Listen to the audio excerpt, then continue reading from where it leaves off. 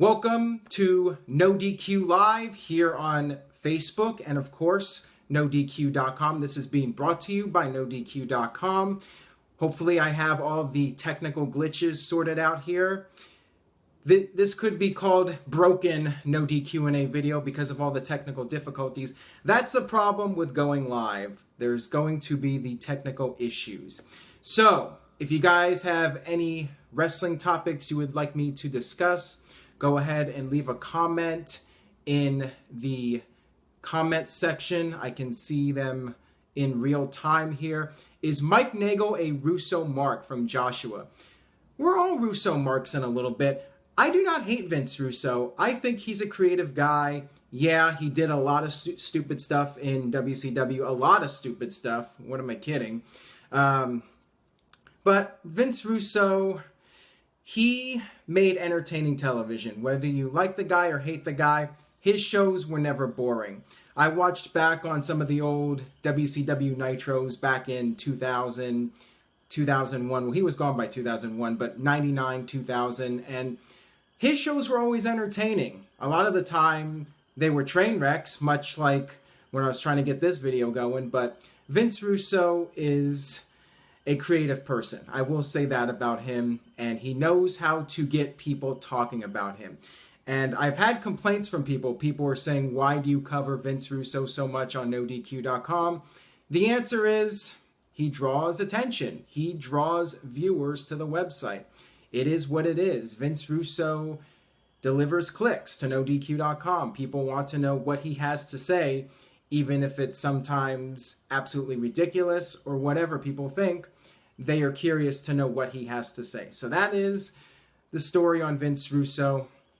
Isaac Rawman says Vinny Roo always uses logic in his storytelling, so you guys can make of that what you want. Are you going to watch the season premiere of Lucha Underground tonight? Probably not. I did watch the season 2 premiere, and to be honest, it's not my cup of tea. Just not something that I can really get into. Part of the problem is that there's just so much wrestling I have to cover, whether it's WWE or TNA, and there's so much WWE content. Even covering WWE can be a chore at times. It's very difficult. So trying to watch more wrestling on top of that, it's a challenge. And I do give Lucha Underground credit for being creative and trying to do stuff outside of the box, but it's just not my thing. Opinion on broken Matt Hardy. I like what Matt Hardy's doing in TNA. I mean, let's face it, TNA is where it's at, and Matt Hardy decided he's going to be creative and just think outside the box and do some different stuff. Try to be innovative. So I do not fault Matt Hardy. I do not fault Jeff Hardy. I do not fault Billy Corgan for trying new things. I think that's great. I think that's what they need to do. I think that's what WWE needs to do. I think that's what the wrestling business needs to do. So I give companies credit for being creative and trying new things. Will it always work? No. But you need to try. You need to experiment. You don't know what the next big thing is until you experiment and figure out what it is. So what is the next Attitude Era? We don't know until people keep trying new things, and maybe eventually something will catch on. But you have to try. You have to think outside the box. You have to come up with fresh ideas, and you have to take risks. From Juan, do you think DDP is Hall of Fame worthy? Absolutely. DDP is a great guy. I love the DDP yoga. I would highly recommend it, and I think DDP had a great career. He was one of the biggest stars of the Monday Night War era. He was one of WCW's biggest stars. DDP definitely deserves a Hall of Fame induction as soon as possible. Opinion on Holy Foley. I have not seen it yet. Hopefully at some point I will be able to watch it. Again, there's just so much content. I'm trying to catch up on all the WWE Network programming. I will get to Holy Foley at some point. I did like that one segment. I saw it on YouTube with DDP. I was mentioning him a minute ago.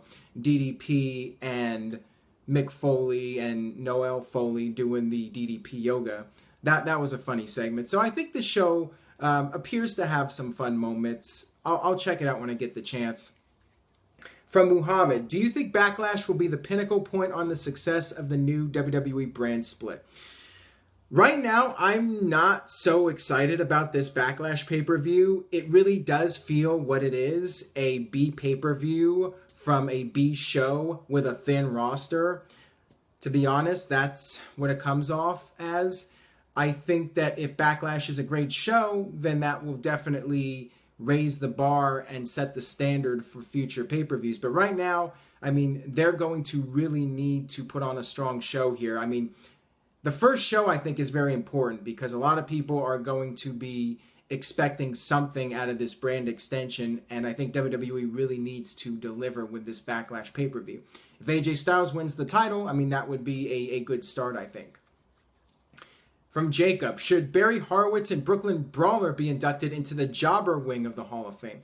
I like the idea of a Jobber Wing. I mean, what the hell? The Hall of Fame, it doesn't really have that much credibility when you start inducting all these celebrities, so why not do a Jobber Wing? I'm all for that idea. Having Barry Horowitz come out, or Brooklyn Brawler, or Dwayne Gill, bring in Gilbert. Why not? Why not do like a Wrestle Crap Hall of Fame WWE version? I would be all for that. Does SmackDown have what it takes to be the A show?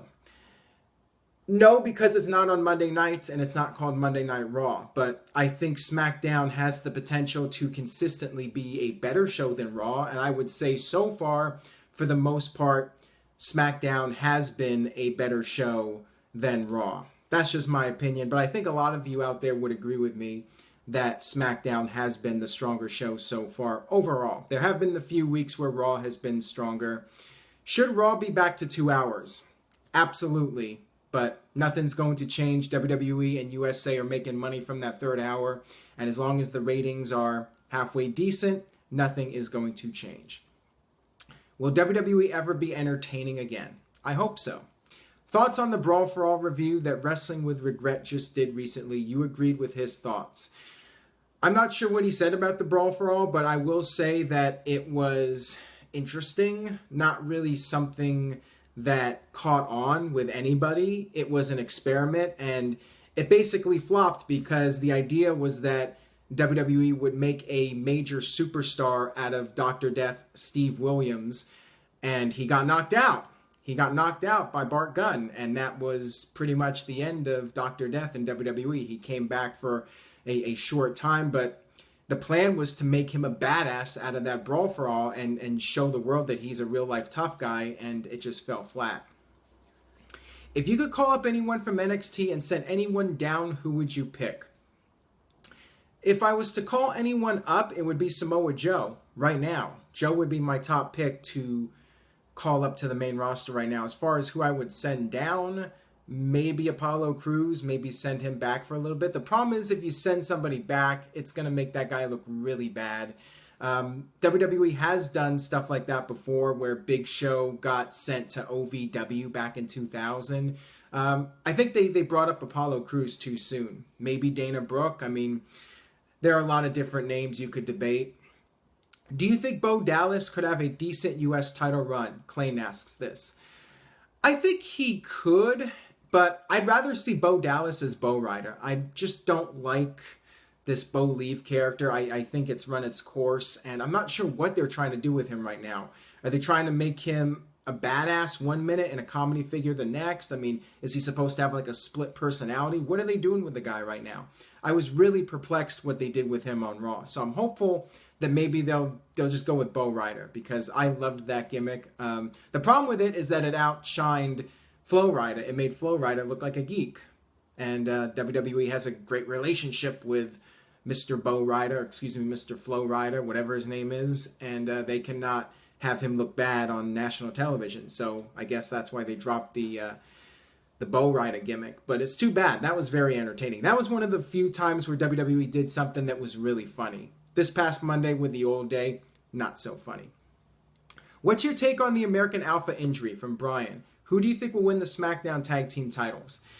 I think WWE did it because they did not want to have a tag team versus a tag team where it's babyface versus babyface, and instead go with a dynamic of the Usos as a heel against the babyface tag team, and that way you can put the Usos in the running for the tag team titles and have a really strong heel team against a really strong babyface team. Now, there's reports online about the Usos winning at the pay-per-view, which I would be fine with. You know, they deserve a big push, but at the same time, I think that the fans are really going to want to see Heath Slater win the title along with Rhino and have his moment, have the feel-good moment of Heath Slater finally getting his contract. So we'll see. I mean, I think whatever they do, I'll be happy with. I'm just happy they turned the Usos. That was definitely the right move. Did Will Ospreay deserve to have a high spot on the PWI 500? He has a higher spot than Brock Lesnar. I really don't care about the PWI 500. It's just fantasy. You know, they're just doing whatever they want to do. And, you know, Roman Reigns being number one, people are going to argue that to death. I mean, I wouldn't put too much stock into it. To me, I just don't really care that much. Do you think the fans will turn on Kevin Owens now that he's the Universal Champion? No, I do not. The fans did not turn on CM Punk. They did not turn on Daniel Bryan. I doubt they will turn on Kevin Owens. Why would they? This is a guy that organically got to the top. And when people do that, they tend to keep their fan bases.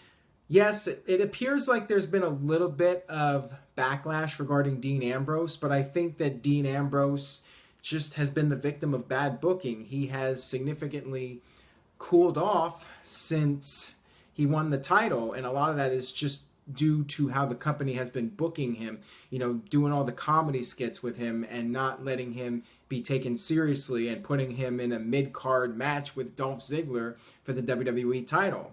From Clayton, who do you see Cena passing the torch to, and when do you think that will happen?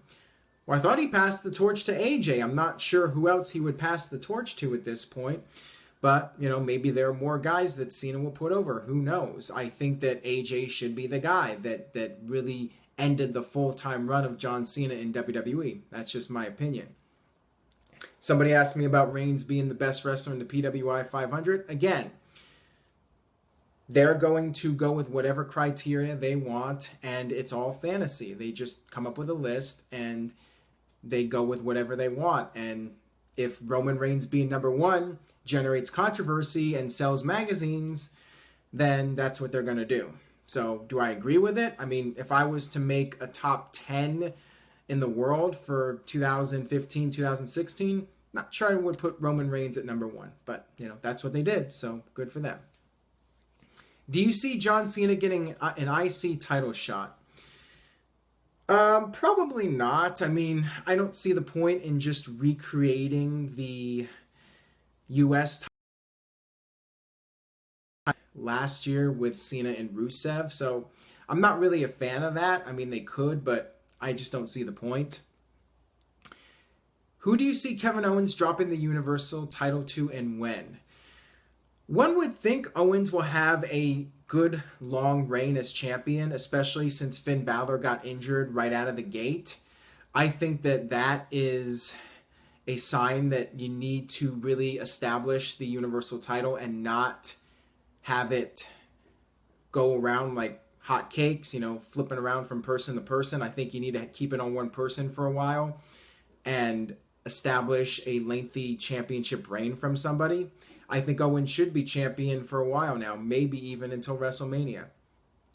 Thoughts on the Battle of Los Angeles 2016? I have not seen it. I was not there in Reseda, California. I think I went to the Battle of Los Angeles like in 2009 or 2010, one of those years. From what I've heard, it was a phenomenal show. I mean, PWG always delivers. If you like the high intensity and all the great spots, all the craziness that those guys do, then PWG is definitely for you. Those guys go out there and just every single match, it's just fast-paced, all these innovative moves, all this craziness. And I would highly recommend checking out the PWG Battle of Los Angeles 2016. I mean, from what I've heard, it was a tremendous show all 3 nights. So, Keep sending in your questions. Keep promoting this video. Share it. I'll keep going here for maybe another 10, 15 minutes. Post a link on your feed on Facebook or Twitter, whatever. I will be posting the on-demand version of this video on YouTube. I may have to edit out a few parts where there were technical difficulties. Hope you guys are enjoying the video today. Go ahead and send in more questions or just anything you want to get off your chest, any opinions you have. I'm pretty much trying to ignore the troll comments. I am trying to take this video seriously here. I do appreciate the troll comments though, but if you guys want the trolling, you got to go to NoDQforums.com. The best damn trolling in the entire internet sports entertainment community. Sting is watching you. Good for him. Will it be third time's the charm when WWE does another brand split in 12 years? That's a great question. I mean, I could very well see this brand split just fizzling out right away, and then WWE goes back to being one brand again, and then a decade later they try it again. Would not shock me at all. Jobber matches on Raw need to end, from Brian. I disagree. I think the jobber matches are great. I think the jobber matches add something different to the show. That's what I like about it. I'm a big fan of the squash matches being on Raw. I would like to see a little bit of variation. You know, I'm getting a little bit tired of every single week it's Strowman and Nia Jax. You know, change it up a little bit, but that's what they have been doing. They had American Alpha win a squash match. They had the Milkman on Smackdown, so I would keep doing that. From Jordan, do you prefer Crash TV or indie-style wrestling? That's interesting because I was a big fan of Crash TV. I mean, I loved the WWF in 1998. And even WCW at times when Russo was running it. I enjoy the fast-paced television shows. I like storylines and character development. I like what PWG does, but I need a mix of both. I need solid wrestling with compelling storylines and character development.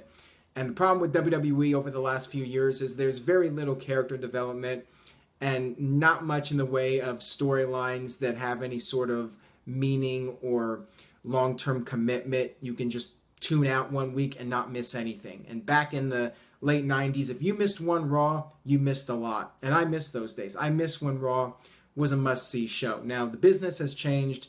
The industry is different now, but I do miss some of those old Attitude Era Raws where every single week it was must-see TV. And you were glued to your television set from start to finish. Can you really say that now? Favorite wrestling YouTubers? I really do not watch a lot of YouTube videos. People ask me about this a lot. I do like Solomonster, Jason Solomon. I think that he's one of the best podcasters out there. But beyond that, I really don't watch a lot of videos or listen to a lot of podcasts. So, you know, I get that question a lot. From Greg, how about the Scott Hall relapse? I feel really bad for Scott Hall. I think it's terrible what he's going through, and it's an ongoing battle. It's probably something he is going to be dealing with for the rest of his life, trying to battle alcoholism, and it's not pretty. I've been around people that have had serious alcohol problems, and you know, it's very sad when people have these problems and they just need help and they need to try and stay away. Every day it's a struggle for them. So I feel really bad for Scott Hall, and I hope he's able to stay healthy and just take it one day at a time. That's really all you can do, is just take it one day at a time. Thoughts on Survivor Series weekend? I'm really excited for the NXT TakeOver. I think it's definitely the right move to do another TakeOver special in Canada, and it's about time. Toronto has not gone to major show in quite some time. So they're getting not only Survivor Series, but the NXT pay-per-view. Going to be another fun weekend of wrestling. So I'm definitely looking forward to it. Matthew asks if I'm going to WrestleMania 33. Right now it's looking like I'm not, but a lot can change between now and WrestleMania. Anything is possible. It would be nice, but I haven't gone to a WrestleMania where I've had to fly. I just prefer going to a WrestleMania that I can drive to. Orlando is the other side of the country, so I would have to do, you know, the 4 or 5 hour flight. Not something I'm crazy about, not something I'm sure I want to do, but, you know, if the circumstances are right, I might go ahead and make that trip. I mean, it would be a lot of fun to not only go to Orlando, but check out Miami and Tampa. Never been to either of those cities. I was in Orlando back in 2004 to see the TNA Turning Point. But other than that, I haven't been in Florida. So it would be nice to take a trip out there. We'll have to see. It's a big question mark right now. Should SummerSlam be held in a baseball or soccer stadium or remain an indoor event? It would be a nice atmosphere to be in a stadium, but I think the concern is WWE would not be able to pack 40,000 people in a building for SummerSlam. It's a big question mark. If WWE knew they could draw that many people and make the money, and they could make more money than what they've been doing in the smaller arenas, then it would make economical sense. The fact that they haven't done it yet leads me to think that WWE doesn't see it as being economically feasible at this time.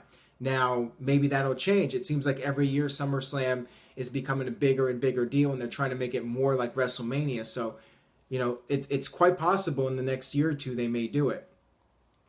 Will Bobby Roode be on Raw within the next year? I hope so. He absolutely 100% should be on Raw. I think he should be on the main roster as soon as possible. But again, I would not roll out all these guys to the main roster in a short period of time. You need to spread it out. WWE needs some of these guys for the touring. Some of those guys need to be there in NXT to help with that brand at the live events. But yeah, definitely in the next year. I mean, Bobby Roode's not getting any younger. Same thing with Nakamura and Austin Aries. You need to get these guys on the main roster as soon as humanly possible. Your thoughts on the alliance of Chuck, Dustin Taylor, and Drew Galloway? I'm assuming that's something from TNA. I'm not sure what that is, actually. I apologize. Ryan Payne, I'm ignoring his question. I apologize for that. These questions are going through so quickly, so I apologize if I missed a question. Should WWE sign Christopher Daniels? Probably too late for Daniels, unfortunately. He's well into his 40s. You know, he's even older than Bobby Roode and Joe and those guys. So it's unlikely they will sign him because of his age. They should have signed him a decade ago. Just sucks because Kazarian was a great talent, or excuse me, Daniels. Both of them, really. Daniels and Kazarian, both great talents. It's a shame they did not get a really good opportunity in WWE. Yeah, they had dark matches. Kazarian was signed for a brief time, made some Velocity appearances, but neither of them really got a good opportunity to succeed in WWE, which sucks. Both of them great talents. Thoughts on NXT in Los Angeles? Will you attend?